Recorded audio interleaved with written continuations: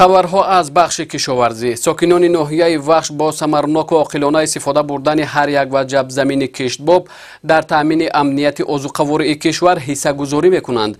دهقانان محله غلاآباد جماعت دهات رودکی این ناحیه با زحمت های شایسته و مهنت حلال خود در یک سال از زمین تا 3 حاصل به دست میآورند.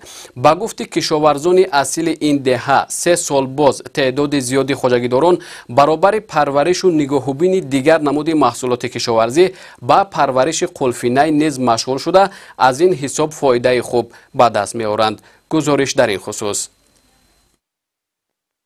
در جماعت دهات رودکی 840 خواجگی دهقانی بوده. طبق اطلاع مسئولین جماعت هر یک وجب زمین ثمرناک استفاده برده می شود و دهقانان در سال تا 3 حاصل به دست می آورند. در جماعت مذکور کشاورزان دهه پختقینر با عاقلانه استفاده بردن هر یک پارچه زمین آبی معمول و مشهورند. قلفینه از قبیل سبزوات بروقتی می باشد که بیشتر آن را در جماعت شهرک کیروف ناحیه وخش پرورش می کنند. اقلیم جماعت دهات رودکی ناحیه نیز با پرورش و نگاهبین قلفینه سازگار بوده. 3 سال باز بیشتری از دهقانان حدود جماعت با کشت آن مشغولند. اگرچه تجربه آنها برای پرورش این سبزوات بروقتی کم باشد هم، اما 2 سال باز صادرات قلفینه را به دیگر مناطق کشور به راه مانده اند. در دهه پختقینر در هر خانه و خواجگی های دهقانی پرورش قلفینه دیده می شود.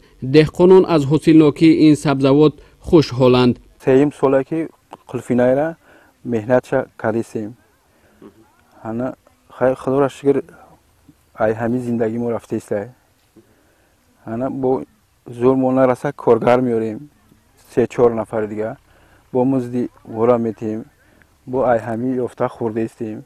حالا که حرارت هوا نسبتاً گرمتر شده است، دهقانان میکوشند تا هر یک روز بعد صبحگاهان و یا بگاه روز با معتدل شدن حرارت حاصل را گندارند، زیرا تجربه ها نشان داده است که در حرارت نسبتاً گرم نهالکان این سبزوات آسیب میبینند. مردم ما از سطح زندگی خود را از همین زمین استفاده میبرند.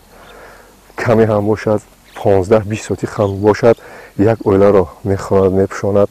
اینا چیزی که ما دیدیم در اینجا مردم کار میکنند تا نصف روز زحمت میکشند، فایده مهنت کردگیشان را میبینند.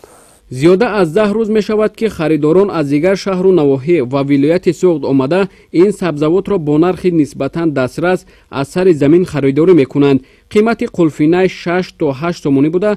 دهقانان از این قناعتمند می باشند. بنا به گفت مسئولین جماعت دهات رودکی ناحیه وخش چند سال باز دهقانان با به دست آوردن فایده خوب از زمین آمار جوانانی که به مهاجرت مهنتی برای کار می رفتند به تدریج کم شده است. با مهنت صافدلانه و حلال در زمین زیست و زندگانی خود را سامان داده بدین وسیله در سبد استعمالی کشور حصه ارزنده می‌گذارند.